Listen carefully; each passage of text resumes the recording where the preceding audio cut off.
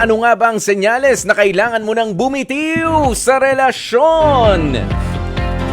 Sabi nung meron nag-PM sa akin, sabi niya, kailangan mo nang bumitiw sa relasyon kapag nandyan na ang asawa. kapag parating na, nandyan na, bitiw na, bitiw na.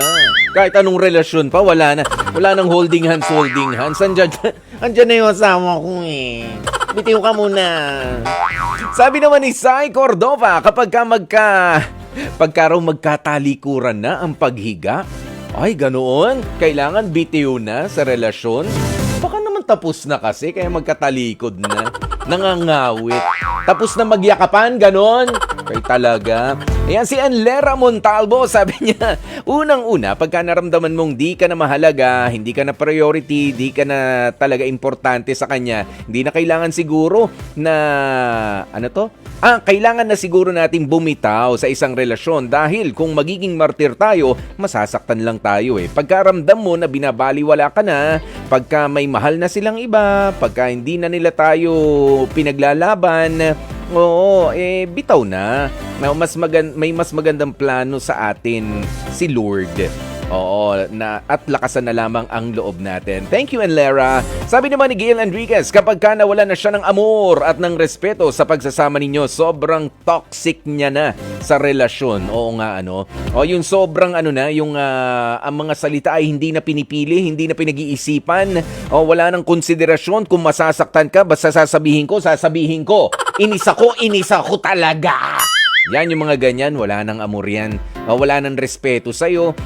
Kahit nakausap mo yung kaibigan mo, sisigawan ka. Yung mga ganoon, ha? Mga kapatid, mag-iingat po kayo. Baka hindi na talaga kayo inirerespeto ng partner ninyo. Pwede na bumitaw na kapag ka ganoon. Sabi ni Emeline Banania, kapag ka hindi ka na masaya, kapag kasama mo siya, hindi ka na rin tinitreat ng maayos, palaging galit at wala nang maayos na mga pag-uusap. Ganoon, wala na yun. Si Maria Apple Gutierrez, sabi niya kapag wala ng respeto at pagmamahal. Ayan, si Anna Erica Dizon, sabi niya pagka nagkakasakitan na kayo sa relasyon nyo, nako, bitiw na. Si Celerino Patulot, yung walang dumating, ewan ko sa'yo. Hindi na nagpapadala ng 10K. Si Melanie Lumabi, kapag hindi na kayang ayusin at napapadalas na yung pagkakasakitan, higit sa lahat, wala na talagang pagmamahalan.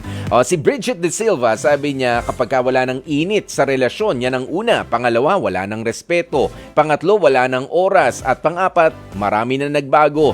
Totoo po yan, hindi mo nakilala kung sino ba yung tao na sinasabi mong karelasyon mo. Hindi mo na alam nasan ba siya? Ay, hindi ko alam ang ginagawa niya ngayon eh. Nagtatrabaho, nasa work ba siya ngayon? Mari, hindi ko alam kung may work siya ngayon eh. Pero magkasama kayo sa bahay. Diba? May mga ganoon na. Yung pala, wala nang pakialaman. Ayan, sabi naman ni Melanie Lumabi, kapag hindi na kayang ayusin, okay, nabasa ko na yan kanina.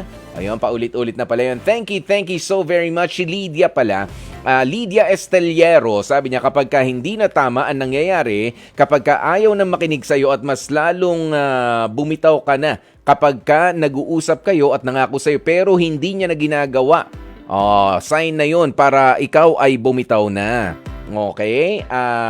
At higit sa lahat, yung ginagawa niya ang lahat ng ayaw mo, ng aasar pa nga.